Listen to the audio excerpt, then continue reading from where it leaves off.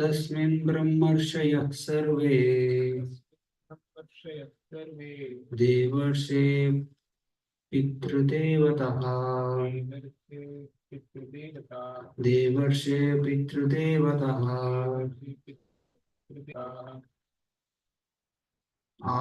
आसान्कृत आसान्कृत स्वस्त्याय आसंकृत स्वस्यां स्वस्यायानास् तत्पत्न्यश्च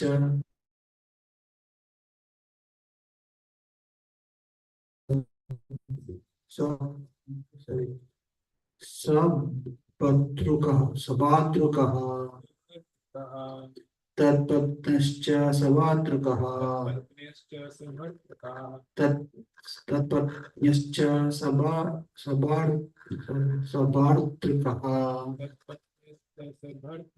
तस्मिन् ब्रह्मर्षयः सर्वे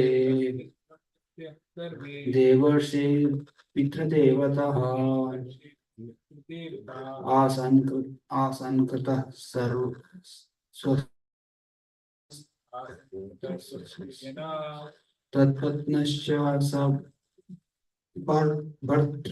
तत्पत्न्यश्च भर्तृकः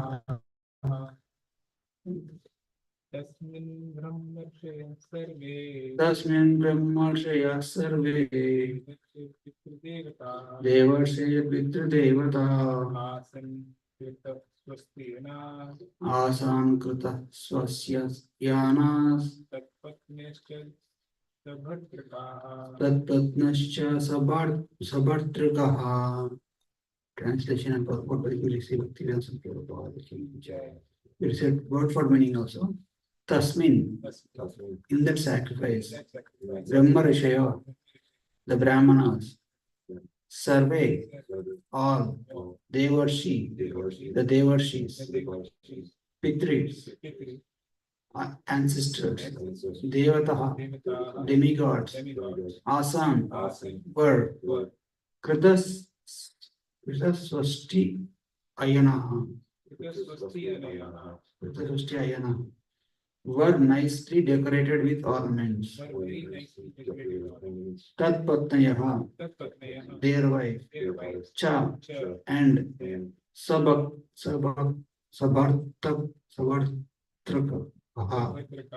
along with their husband. Sabartraka. Translation and purport by Sri Bhaktivedanta Swami Prabhupada Ki Jai. Translation. While the sacrifice was being performed, many many Brahmarshis, great sages, ancestral demigods, and other demigods, their wives, all very nicely decorated with ornaments, attended from different parts of the universe. By the translation. While the sacrifice was being performed, many Brahmarshis, great sages, and ancestral demigods and other demigods and their wives, all very nicely decorated with ornaments, attended from different parts of the universe. Purport. In any auspicious ceremony, such as marriage ceremony, sacrificial ceremony, or puja ceremony, it is auspicious for married women to decorate themselves very nicely with ornaments, fine clothing, and cosmetics. These are auspicious signs. Many heavenly women assembled with their husbands, the Devarshis, demigods, and Rajarshis, in a great sacrifice named Brahaspati Seva. It is specifically mentioned in these words that they appeared with their husbands. For when a woman is decorated nicely, her husband becomes more cheerful. The nice decorations, ornaments, and dresses and dress of the wives of demigods and the sages, and the cheerfulness of demigods, the sages themselves were all auspicious signs of for the ceremony. Omajnanaatimirandasya jnananjana-shalakaya chakshurunmilitam yena tasmai Sri Gurave Namaha. Sri Chaitanya Manobhishtam Sthapitam Yena Bhutale Swayam Rupa Kada Mahyam Dadati Swapadantikam Vandeham Sri Guru Sri Papadakamalam Sri Gurun Vaishnavanscha Sri Rupam Sagrajatam Sagana Raghunathanvitam Tam Sajivam Sadvaitam Savadutam Parijana Sahitam Krishna Chaitanya Devam Sri Radha Krishna Padan Sagana Lalita Sri Vishakanitamscha He Krishna Karuna Sindhu Dinabandhu Jagatpate Gopesha Gopika Kanta Radha Kanta Namostute Tapta Kanchana Gaurangi Radhe Vrindavaneshwari Vrishabhanusute Devi Pranamami Hari Jai Sri Krishna Chaitanya Prabhu Nityananda Sri Advaita Gadadhara Srivasadi Gaura Bhakta Hare Krishna, Krishna Krishna, Hare Hare, Hare Rama, Rama Rama, Hare Hare. Mukam karoti vachalam pangam langayate girim. Yat kripa tamaham vande Sri Guru Andinataranam Paramananda Madhavam Sri Chaitanyeshwaram. Hare Krishna, thank you for joining. So here it is the words explaining about the sacrifice performed by Daksha.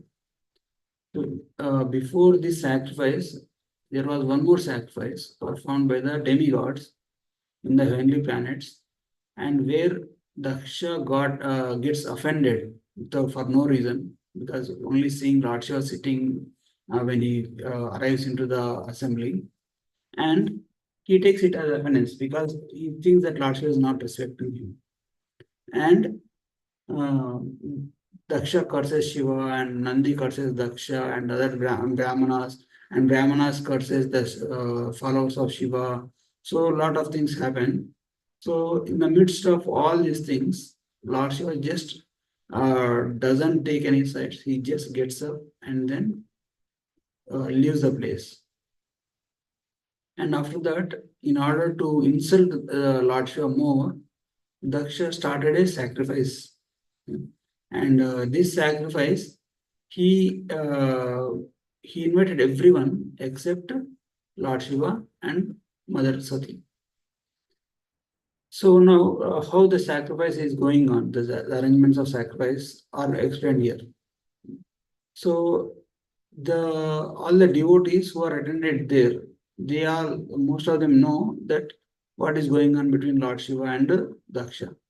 And they all know well that this sacrifice is mainly intended to belittle the position of Lord Shiva. So, but they when they were invited, they have to accept the invitation. आवाज नाही येत परत तुझा.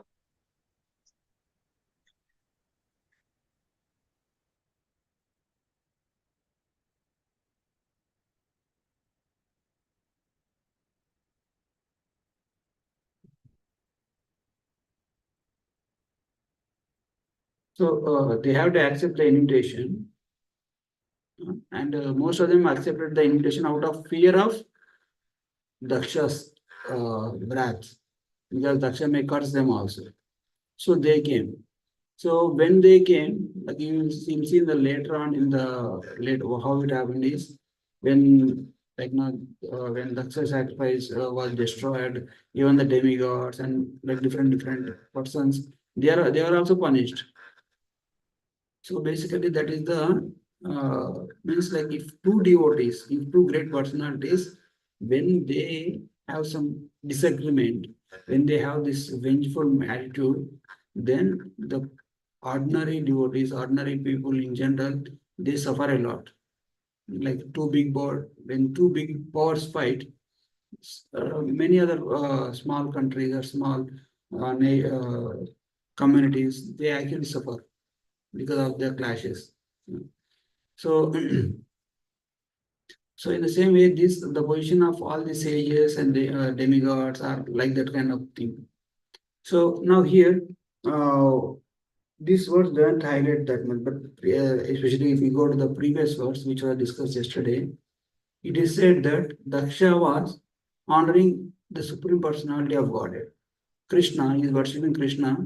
In my earlier class also we discussed, right, how worship of Krishna is should be the highest priority, should be given the utmost highest position. But at the same time, respecting other devotees and demigods should not be neglected. Why we do everything in the spiritual life, especially the process of bhakti yoga, it depends on how much we please the Supreme Personality of Godhead Krishna. And uh, but how much we how to please the Supreme Lord? Not only respecting. If we respect Supreme Lord, he might get okay some amount of satisfaction. Not because we are satisfying his ego, because he is satisfied because we are getting purified. We are getting out of our false ego and worshipping Krishna. Hmm. Just the way like when father and child fights, not fights, had some disagreement.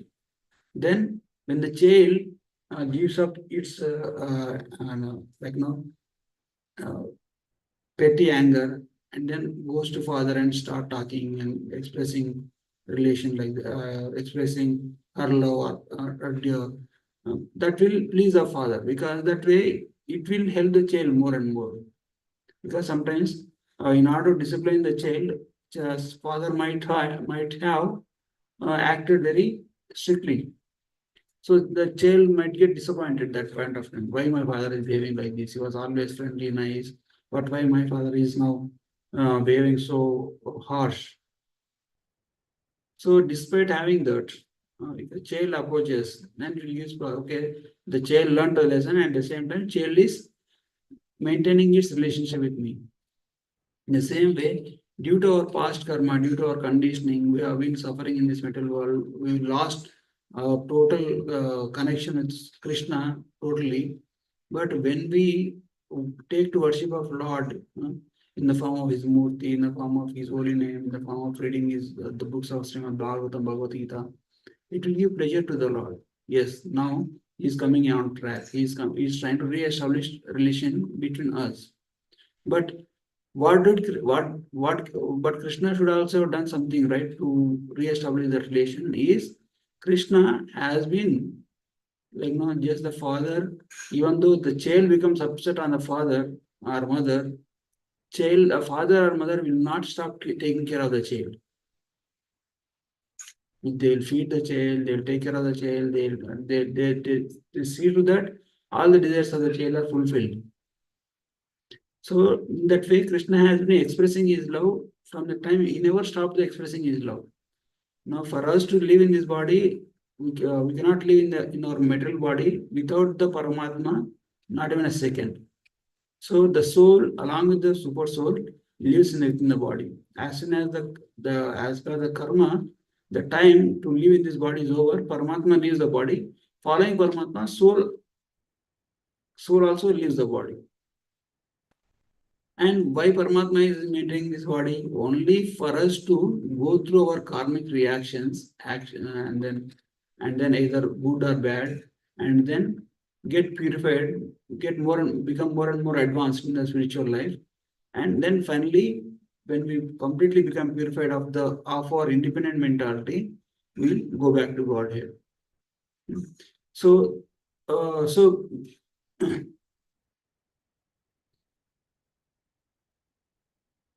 so that's why worship of Krishna is like re-establishing helps us in re-establishing our relationship with Krishna.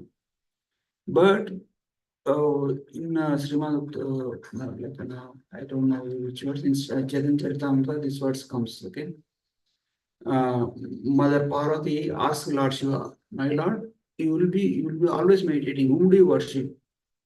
Actually, who is the best? What is the best form of worship?" For that, Lord Shiva says, Aradhanam sarvesham Vishnu aradhanam param tasmat parataram devi tadiyanam samarchanam. So Lord Shiva says, among all kinds of worships, worshipping Lord Vishnu is the topmost.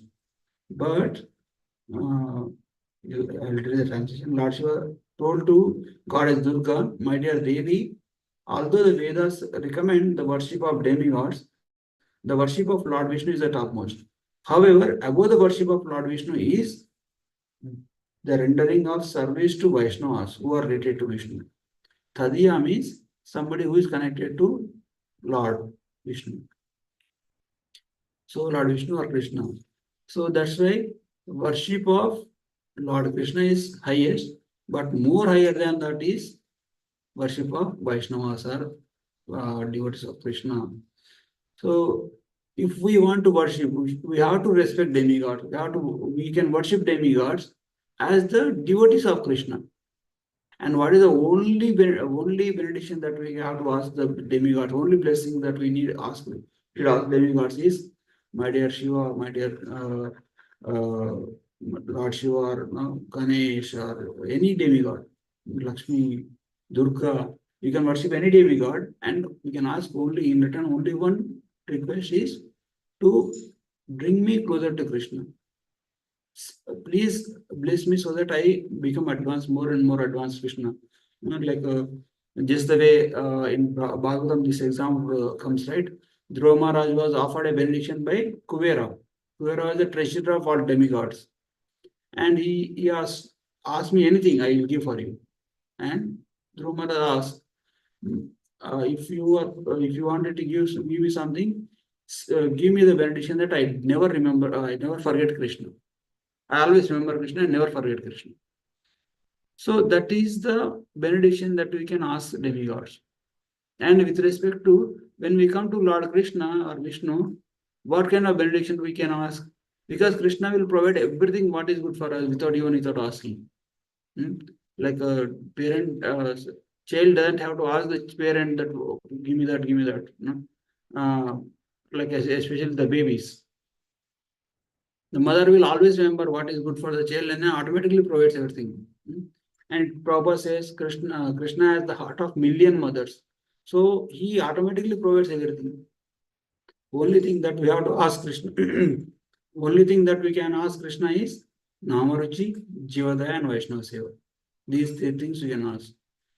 The taste for the holy name and being compassionate towards other living entities, Jivadaya, and Vaishnava Seva, and service to the devotees. So that's what Lord Shiva is highlighting here. So, however, above the worship of Lord Vishnu is rendering service to the Vaishnavas, rendering service to Guru, rendering service to other Vaishnavas, and then rendering service to sadhus. So, by doing so, we give more pleasure to Krishna. Because we now are sacrificing our false ego. So, in the material world, it is always I'm the boss. Everybody should be underneath me. I have to occupy the topmost place. And they work so hard day and night to achieve that positions, material positions, like wealthiest position, or the most powerful politician, or very accomplished athletic sportsman. So all those things or only to show that I am the accomplisher, I am the achiever, I am the topmost person. So you wanted to be more greater than you beat out in competition everybody. So that is the consciousness of materialistic person. But in terms of devotion, it is dasa, dasa, dasa, and dasa. Good. That's why but the meditation that we daily morning is pray to Krishna. Kuleshekar prays, right? Praying to Krishna, like to be the servant of your servants. Not like I'll have direct relationship with Krishna. We should not pray for that. We should pray, Krishna, I want to serve you, the servants of your servants of your servants of your servants. Means like the more number of servants are there in the middle, the more potency our service will become. Means that's why we should actually focus on serving Guru, serving our Shiksha Guru, Diksha Guru, serving the servants, serving the disciples of Shiksha Guru and Diksha Guru to please them. That will means the more number of servants are there in the middle, the more benefit we get. So that's why, like, worship of devotees, that the glories of devotees are very much highlighted in Srimad Bhagavatam. Because if you see, Bhagavad Gita is considered as a graduate study. More than following the instructions of Krishna and directly meditating on Krishna and serving Krishna, is meditating on the the actions or the devotion of devotees.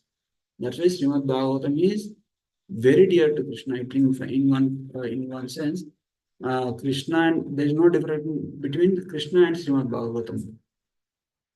So what is Srimad Bhagavatam? It is the life of devotees, how devotees performed bhakti, and what they did and what they did not do, what they accomplished, what they valued and what they didn't value, all their life experiences. If we meditate upon them, even one pastime of Srimad Bhagavatam so nicely and implement it in our life, it will lead to ultimate perfection.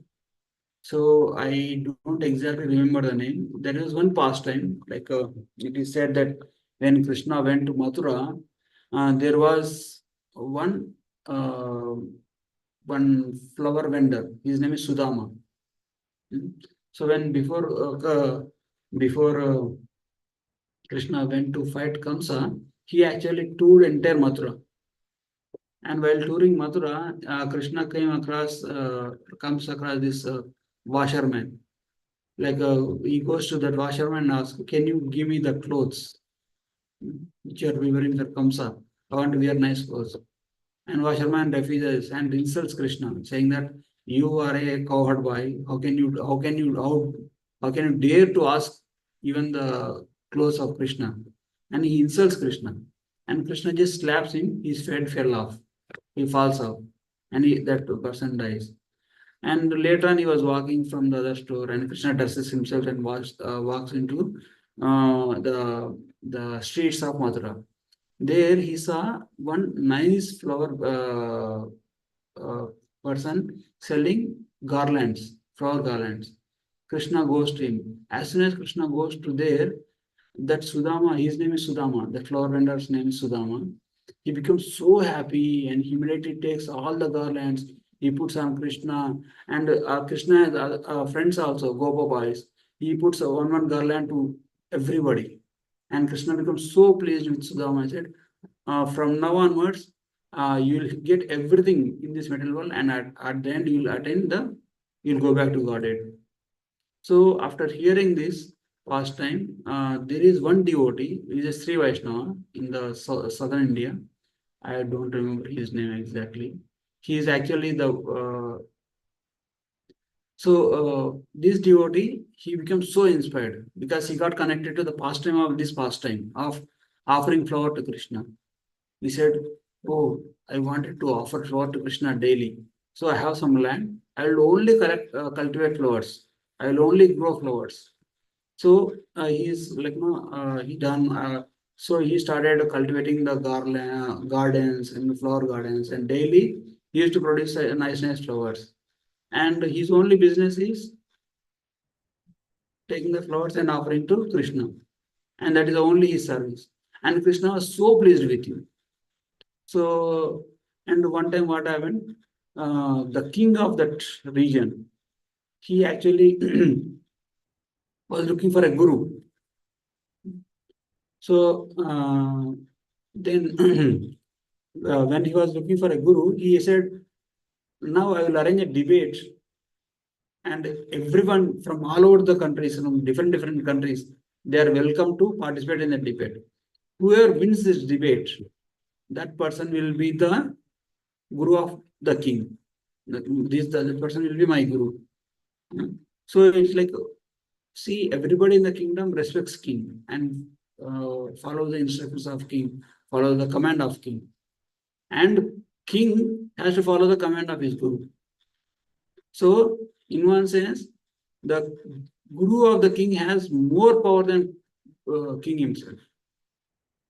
He can dictate king itself. So when the intentions of this king were so genuine, I wanted to get the best person to to instruct me so that I can rule people nicely. So, like in all our dealings, like in day-to-day dealings or in any dealings, how can we know how pure our intentions are? Is Palena Parachayati. Based on our intentions and our actions, based on our intentions, our actions will transform. Based on our actions, the result will come. So, what kind of results comes out shows that what kind of intentions that we have in the heart. So, this king's intentions were very genuine and very nice. So, when this announcement happened all over the countries and different all over the Bharatavarsha, great pandits from different parts of the countries have started coming towards to participate in the debate. And this debate was going on for days and days. One pandit was defeating all others, and right now he is standing, like then another pandit is coming and defeat this pandit, means, and this pandit loses, and all, like, he will become the standing person now. So like that it is going on for days. And this devotee whom that like a Sudama inspired devotee, he was doing simply cultivating flowers daily, taking flowers and offering to Krishna, and then giving pleasure to Krishna.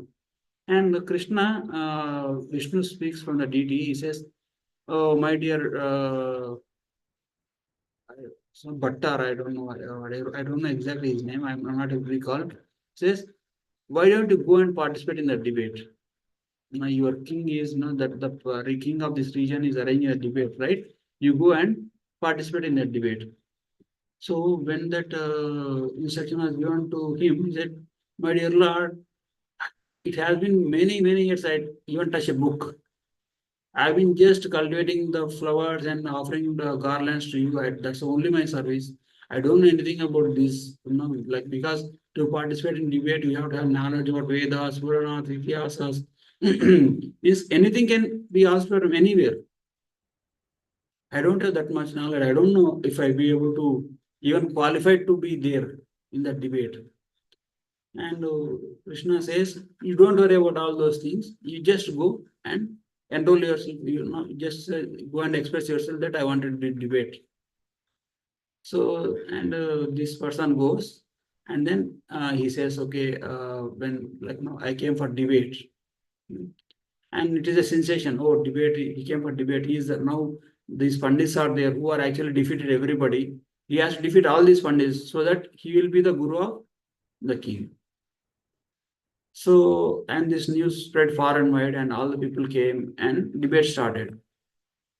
And when the debate started, Krishna, inspired from within, gave all the knowledge. Because see, like we are reading books and like, getting information from different sources. These are all our endeavors to acquire knowledge. But all the knowledge should come from within. How does the knowledge come from within? For example, somebody says something, then we try to understand it. We understand it, and we remember it, and we internalize it. Then that knowledge will become our jnana. So for that to happen, we should have the our heart should have already cultivated that knowledge, already accepted the knowledge. Then we'll have to we'll be able to have that command. Because if you start reading some shloka, for example, today we read the shloka, right? So in the beginning we were had little trouble reading the shloka, but after 2 3 times I was able to read the shloka because my mind has internalized the shloka. My mind has internalized that shloka. So like that, when we endeavor reading and all those things, those are all our endeavors. And but finally, the sanction has to happen from within. Lord has to sanction. Okay, now I give the empowerment to memorize this shloka, or I give full knowledge on this subject. So, but when this devotee he went to debate, Lord has give all knowledge to him. Lord has enlightened him so much so that he can speak eloquently on all the topics. So when then this debate started, and this devotee started defeating all the pandits and all the persons who are winning the debates. So finally, this devotee comes out to be the ultimate winner of all the persons present there. And it is announced that okay, now this devotee is the guru of the king. So then when after this devotee won the debate, they held a procession glorifying him. Can you turn? I think some innocent is on. Can you turn on?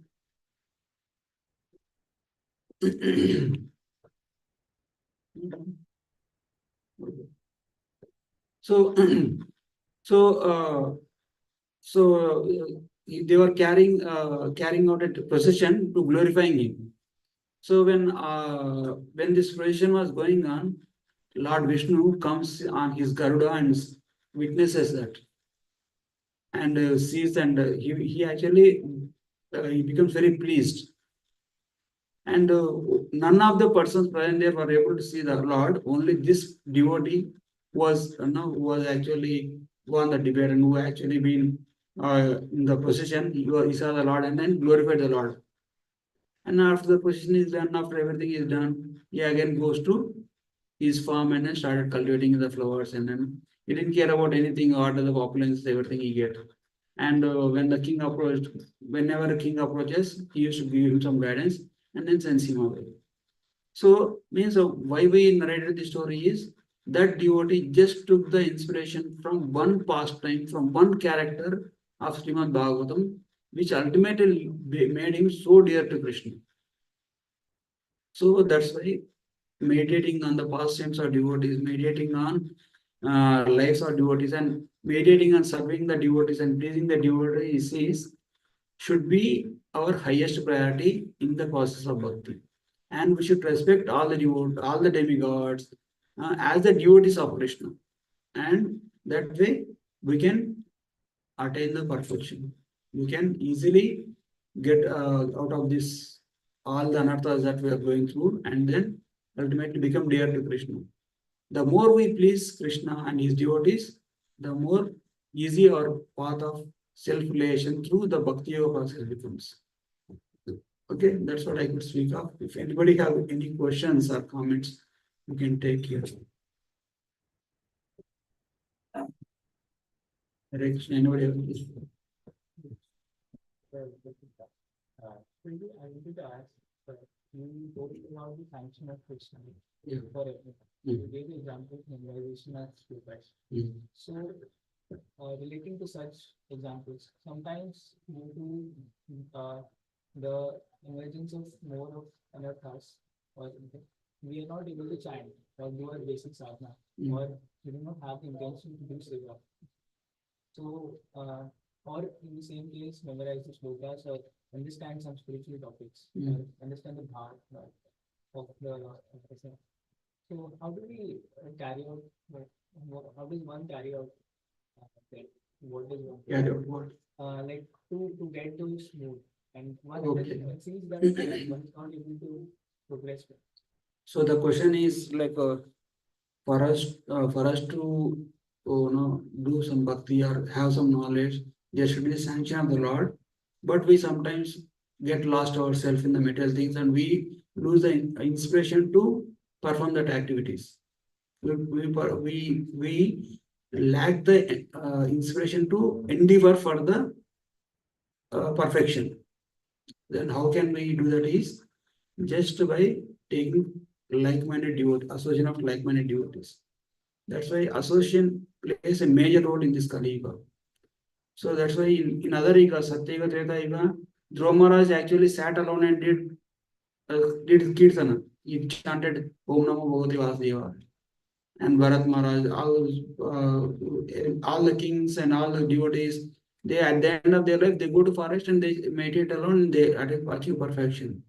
But especially in this age of Kali, the Arena, the prescribed process is Sankirtana. Sankirtana means Sangha plus Kirtana. You you perform bhakti in the association of devotees. So that's why, like we are all under the very strong modes of nature. We are under mode of passion, ignorance, goodness. These, especially the mode of passion and ignorance, are very predominant in this age of Kali Yuga. So one day we'll have inspiration. Okay, today we'll do for bhakti nicely. We wake up for Mangalarti, do chanting nicely. And after 2 days, you'll become so loose, what to go for classes, all the same philosophy only. And let me do something else, or like, what to wake up for Mangalarti. All those means we lack inspiration because we come under the conditioning of our nature. So we don't, our mind and senses done like tapasya. So, but tapasya is required for us for our personal purification. So best thing is to have the association of like-minded devotees. So when you see how like-minded devotees, when you are under the supervision of authority, when you yourself voluntarily take the authority of a devotee and try to please him. For example, uh, even if I don't feel like coming, but I'm just giving example. Okay, I don't want to displease my authorities, so I come for Mangalarti and sit and chant and attend Bhagavatam class. So, in order to please my authorities, I may do that, but in this endeavor, I'm getting benefited. I'm tasting the Bhagavatam. I'm tasting the good quality chanting in the morning hours. So that's how we get more and more purified. As we get purified, our taste for holy name develops. Our taste for hearing Krishna Katha develops. When the taste develops more and more, the taste becomes predominant, then nobody has to tell us or enforce us. We ourselves will do. But in this age of Kalika, there is a chance of uh, falling down, getting lost in conditionings is very prominent. So that's why we should be always under the safe association of devotees under the guidance of a bona fide authority. That way we can protect our enthusiasm and also we can make nicely of progress. Okay. Okay. Anybody have any questions or comments? We'll end here. Hare Krishna online. Anybody have any questions or comments?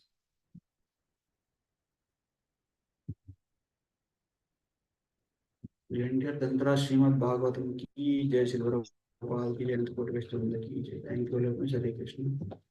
Thank you very much, Prabhuji. Wonderful class. Hare Krishna.